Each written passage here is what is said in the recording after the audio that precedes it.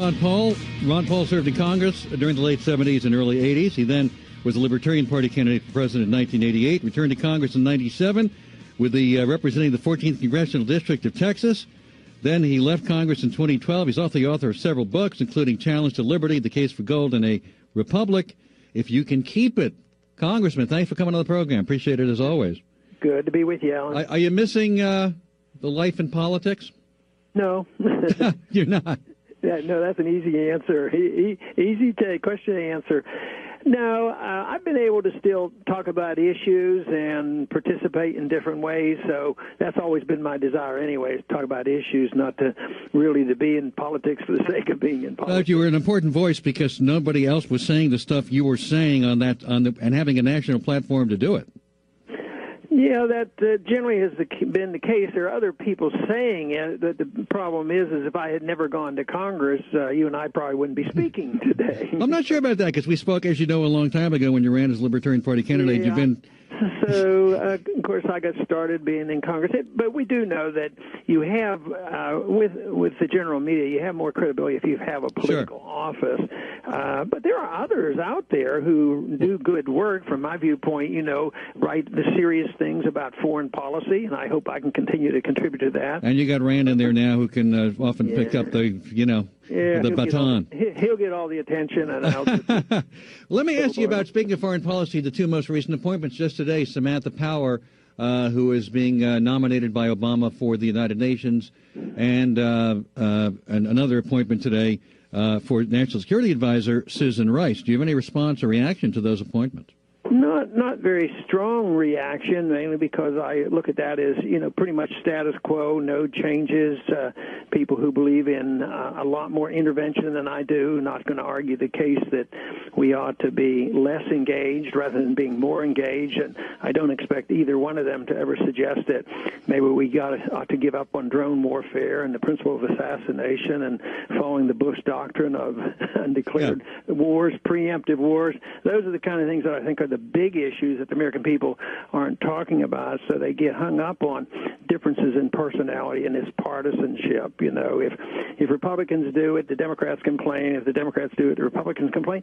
And sometimes the policies are, very, very similar. So that's true. In fact, well, they were both interventionists with Libya.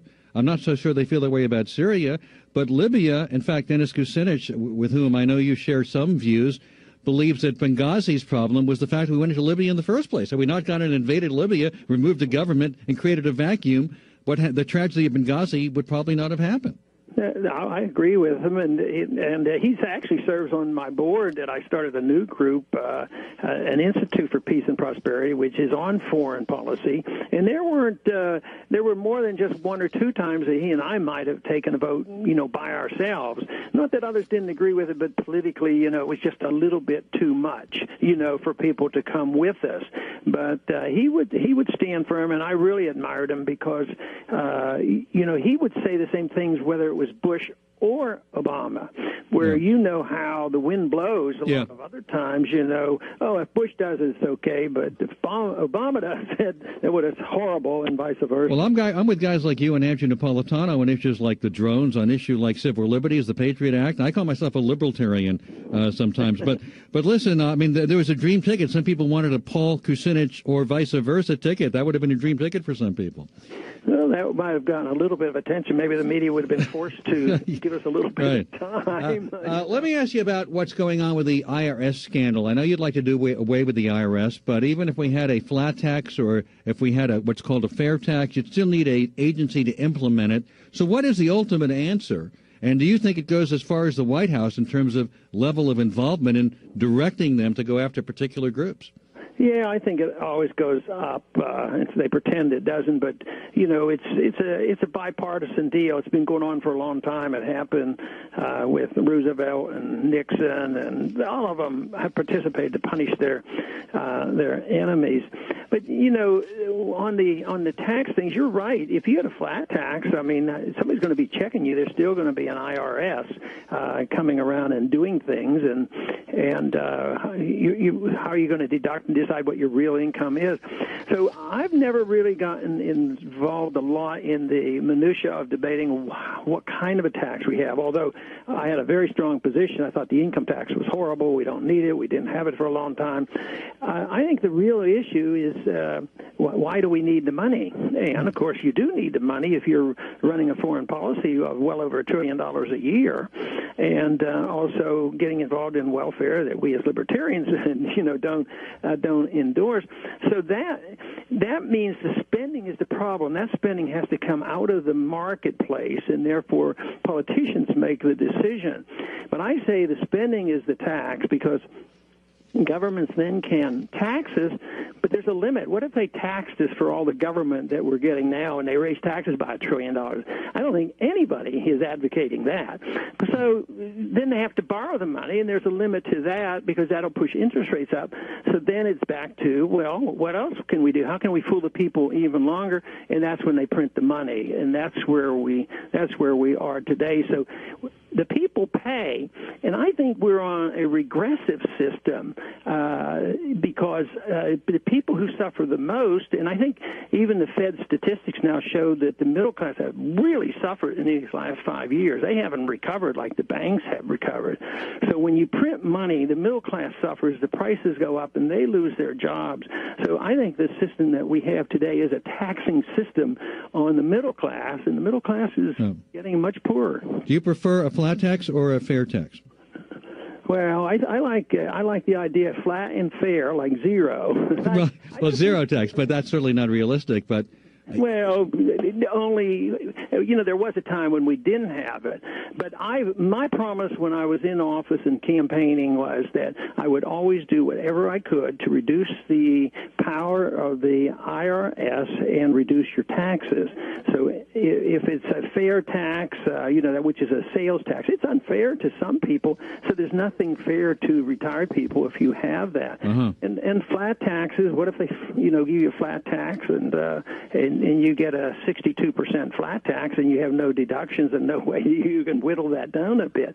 So the shortcomings always come up. So I don't have a preference other than lower taxes and lower spending and doing what we can to remove the power of the Internal Revenue Service, which is now bearing out what I've warned about in the fact that it's dangerous not only to the abuse of the power, but also to our civil liberties, because I don't think it's a good idea to have the government come to Alan Coleman and say, hey, Alan, I don't think you paid your bills yet, so you come in here and bring all your records. You prove that you didn't do wrong. So your rights are being abused. You're guilty until you prove yourself innocent.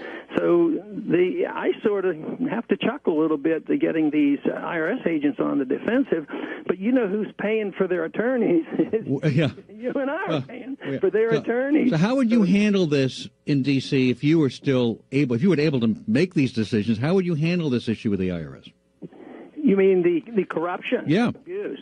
Well, you just have to do your very best to have the best appointments that agree with you on the same philosophy and start from the day one to try to root it out and prevent it from happening. And the second you find out it happens, find out who did what and when and fire them quickly. We're not going to do away with the IRS, so we're not going to do away with the tax structure, but is there what is the right, are there right amounts to tax us that still pay all the bills? But your answer, of course, reduce government to begin with, but that's not happening because you can't. It's hard to answer that question because you've got to be able to reduce the government to the level you'd like it to see in the first place in order to get the tax structure you want. Yeah, you do, and you're right. Even if I were the president, the spending wouldn't have been cut, like I would have to do, to do it. But all we can do is argue the case that the best for the economy and best for the middle class and best for peace is to cut back on the spending. But I think you point out the burden that we have because it's not going to happen. I'm not going to be the president. I'm not going to have a Congress that's going to act logically and whittle away at this and work our way out of this. No, we're going to continue to. There's no way that we can overcome the political pressure of spending and deficits, borrowing and printing money until people give up on this system and they give up on the dollar. And unfortunately, that's what we're going to face. I think we face a crisis which in many ways is similar to what happened to the Soviet system. We didn't have to fight a nuclear war with them. They just broke down because the communist system didn't work. It just collapsed. Do you think that's going to happen to us too? I think in many ways. Look how states are getting bolder than ever before. People don't trust the government. They don't believe in the government. And when you have runaway inflation or significant inflation, they're just going to ignore the government. The underground economy is a $2 trillion a year business right now, and it's huge. But I think the economy is going to become much less efficient. I don't think there's really any significant recovery of note. They say, "Oh, housing prices are going up."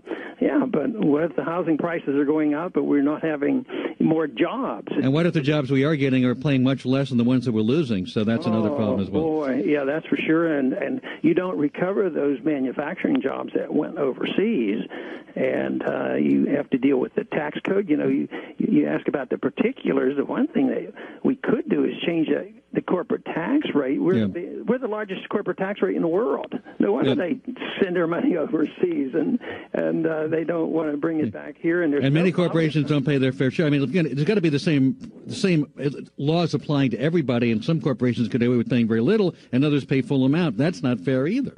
No, with tongue-in-cheek but halfway serious, my very first political talk I ever gave in 1974, I said my solution was that taxes should never be higher than 10%. Our churches don't ask us for more than a tithe. Yeah. So why do we think more of our government than we do of our churches? But that didn't fly. Ron Paul is our guest. Just one more thing I want to cover with you, if I could, which is that, speaking of not trusting the government, this issue having to do with the Associated Press and James Rosen of Fox News, with the Attorney General went and offered a subpoena in order to get and called James Rosen the co-conspirator, and went after the AP to get records claiming that they may have breached national security. The issue of freedom of the press, of course, now the feeling is that that's being compromised by this administration. Should Eric Holder resign as a result of some of these issues? Well, if he doesn't resign, he should be fired, because I think he was in charge, and of course he's dancing around how much direct responsibility he has. But no, he shouldn't be in that office with what's going on. But we shouldn't have this president. We shouldn't have Bush president when they decide that you can start preemptive wars. There's so much of a mess. They said, well, should we impeach the president and solve our problems? Yeah, but you'd have to impeach the whole Congress. Have you called for Holder to be fired up before now? No. But do you think he should be fired? Well, I mean, you asked me about it. No, I don't go out. That isn't my thing. I try to divorce it from the personalities. Of course, talk shows and news items are always more exciting. Well, I mean, I understand that, but again, this is not. No, I'm not going to write an article this week, nor did I write one last week of why these guys should be fired. I want to change people's minds and attitude, and why we might have a foreign policy that even you and I can agree on. Sure. Well, look, I agree with you a lot on foreign policy. I don't think we should go into. So I want to emphasize that. So if you concentrate on the partisanship of taking somebody and impeaching them or kicking them out of office, I think it really misses the point about the business cycle. See, right. we do well in civil liberties and foreign policy, but you and I someday, I would love to find out if there's what we agree with on economic issues, and what you think of the business cycle, and if you disagree with my observation of the business cycle, why is that case? And I do have these conversations with Dennis Kucinich. Yeah. We talk about this, and we have our friendly disagreements. Yeah, well, I'd love to sit down with you when next time you're in New York. I'd love to have you in our studio and talk to you for a greater length of time, if possible. But it might happen someday. Always love seeing you, and I love to have you on the show. Thank you. And I know I'm not looking to get you into a personality conflict with anybody, but I think it was a fair question, and because Holder and what his future is a big issue now nationally. So that. Oh yeah, it is, and that's what politicians are supposed to deal with. How do you solve it? What do you do? Get rid of them. All right, Dr. Paul, thank you for your time. Appreciate it as always. There you go.